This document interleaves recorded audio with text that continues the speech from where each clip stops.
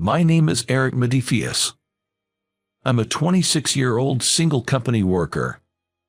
Right after graduating from high school, I started working at a medical equipment manufacturer where I'm still employed today. At my workplace, we mainly handle products like diapers, gauze, and toothbrushes, primarily for hospitalized patients. It's beneficial for both the patients and their families if there's minimal hassle in preparing these necessary supplies during their hospital stay. It'd be convenient if they could get a set of everything needed for their entire stay. The reason I started working at this company goes like this. During my middle school days, it was just my mom and me, and we faced financial hardships.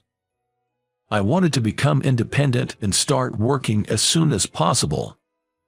Then my high school teacher made this proposal to me. Eric, your grades are top-notch. It's a waste if you don't go to college, but I know you want to work, so why don't you try for a recommendation to this company? I was attending one of the top public high schools in the state. Even among students aiming for prestigious universities, I was always among the top performers. Eric, only a few students from our school receive company recommendations each year. Given your outstanding performance, we, the school, want to fully support you. Why not attend their company briefing? Among the few recommended companies, my teacher specifically suggested the medical equipment manufacturer. I didn't know much about what they did initially, but after hearing their presentation, I knew right away I wanted to work there. Our mission is to help patients have as comfortable a stay as possible in the hospital. We constantly source various products to cater to patients of all age groups. Every day, we visit hospitals to promote our products. We're looking for team members to help us make the world a better place.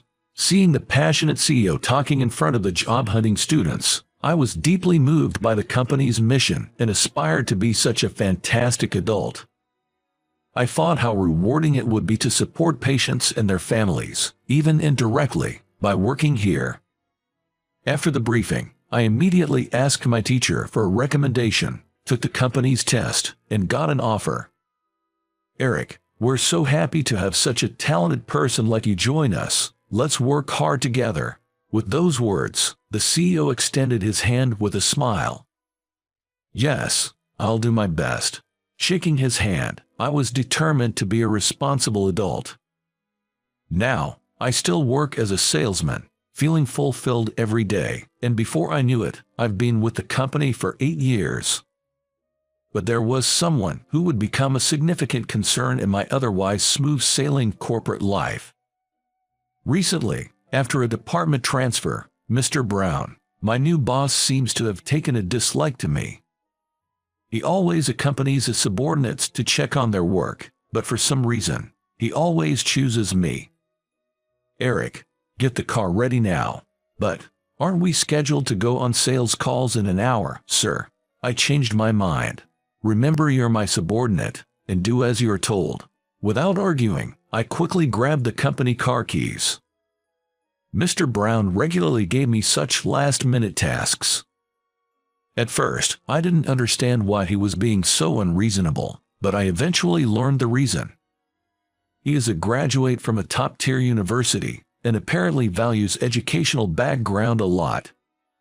Because I joined the company right after high school, he doesn't seem to think highly of me. Before I was transferred, I heard from others that he would often complain, saying I hate working with high school graduates because they're useless.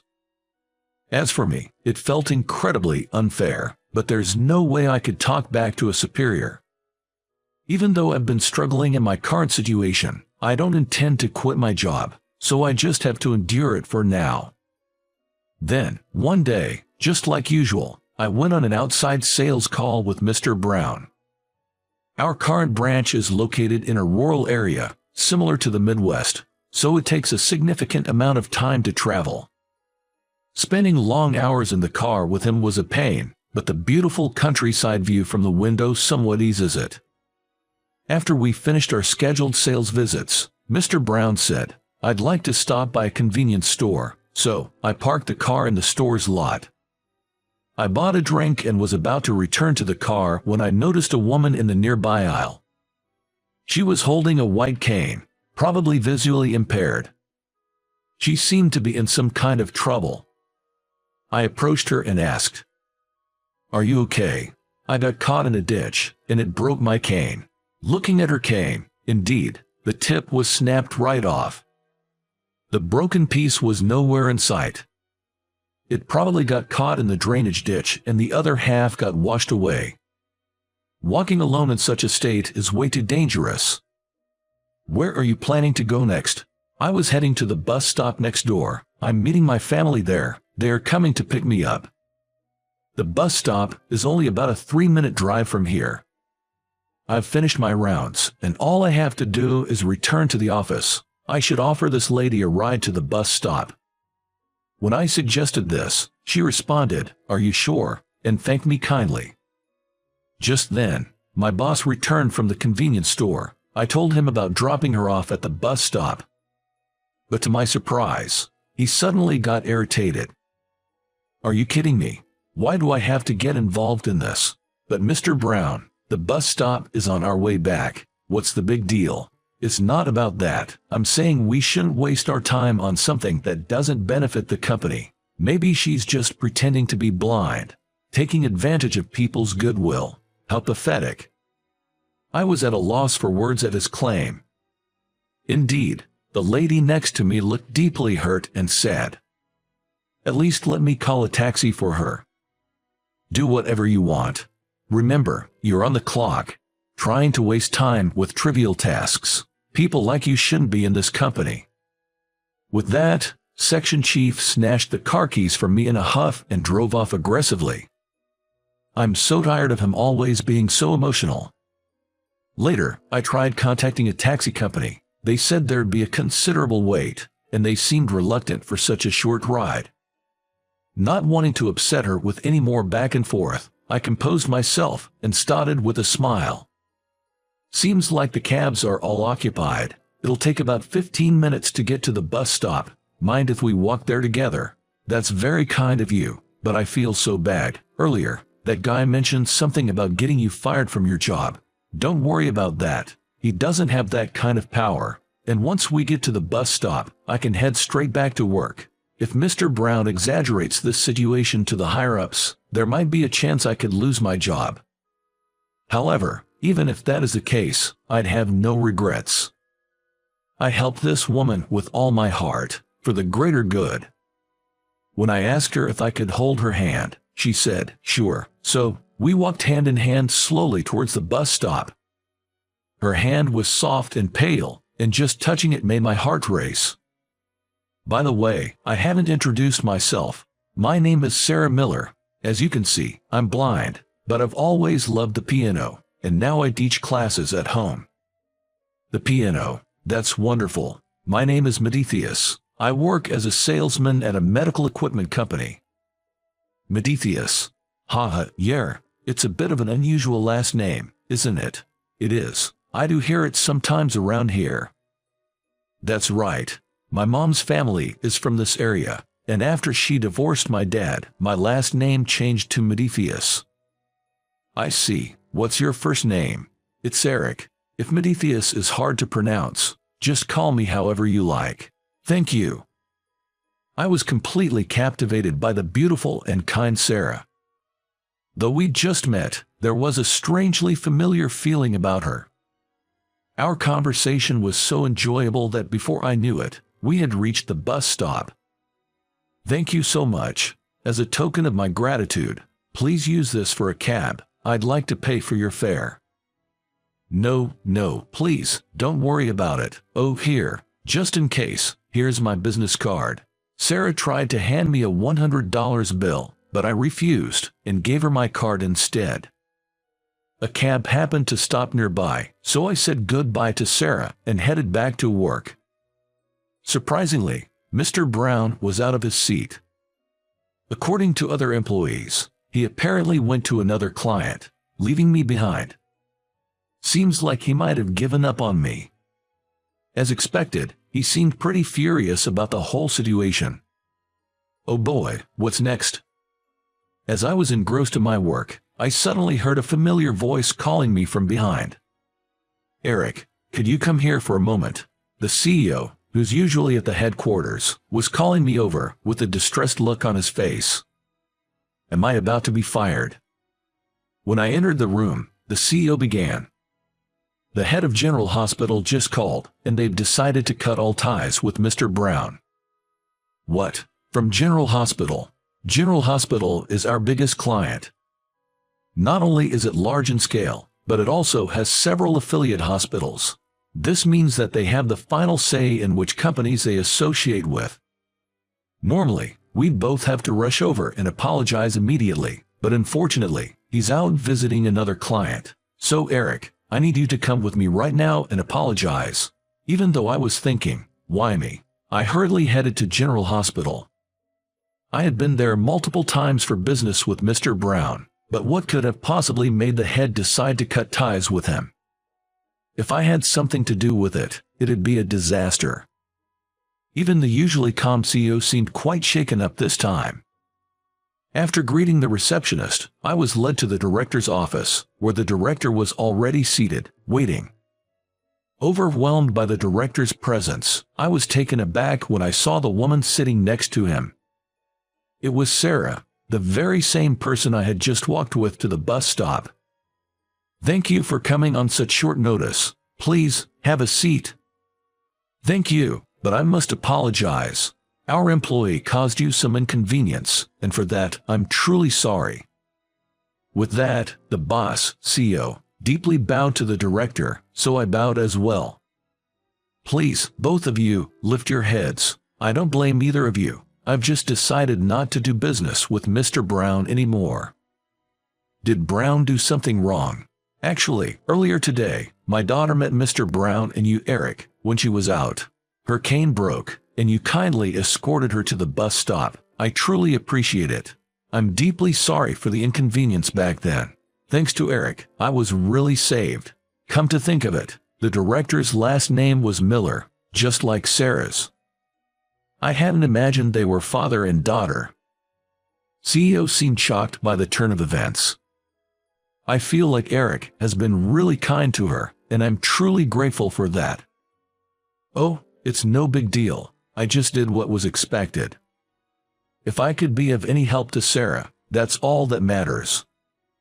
Yes, but unfortunately, my daughter mentioned that Mr. Brown made an insensitive comment towards her. Yes, he mocked me pretending to be disabled and said it was pathetic to rely on the kindness of others. Did Brown really say that? I'm truly sorry. Upon hearing about his behavior, the CEO was visibly angered, his face turning red.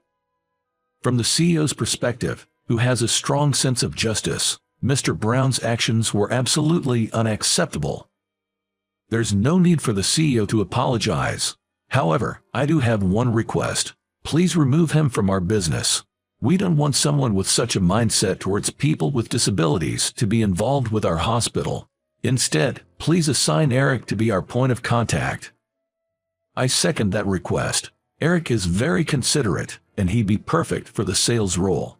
My daughter feels the same way. CEO, please consider our request.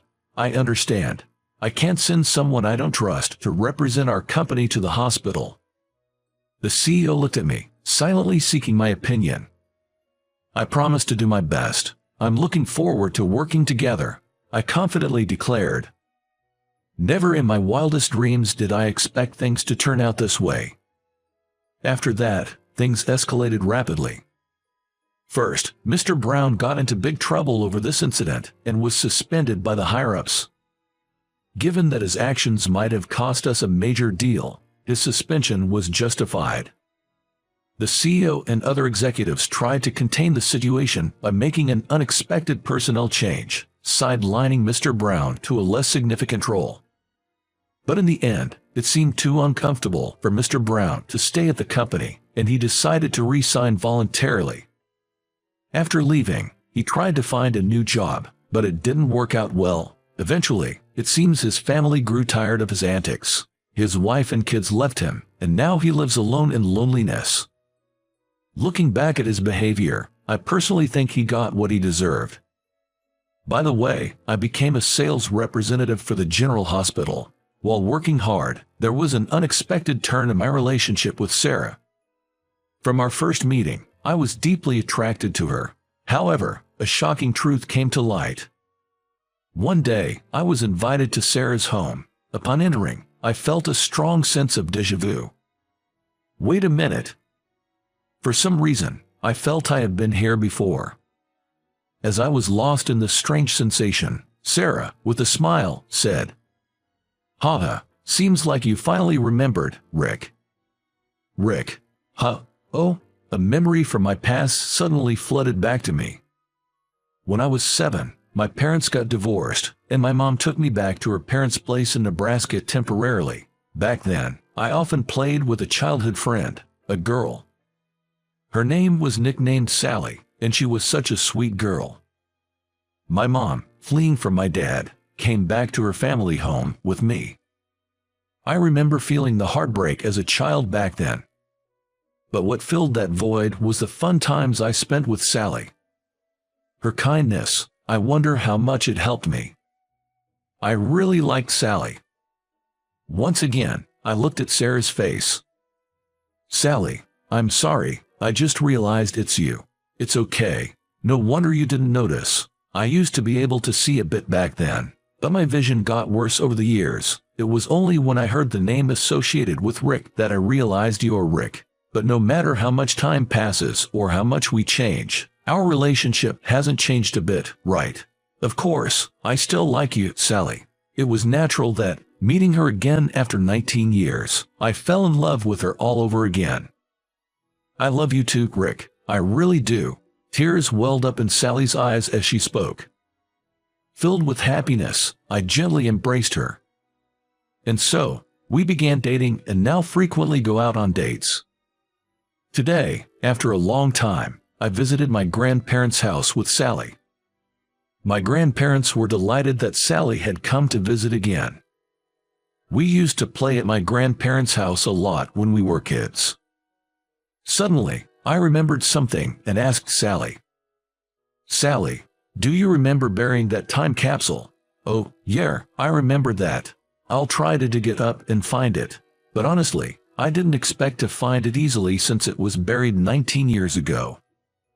However, at that moment, my grandmother, who was gardening, found something hard near the chrysanthemum. When I dug there, it was undoubtedly the time capsule we buried that day.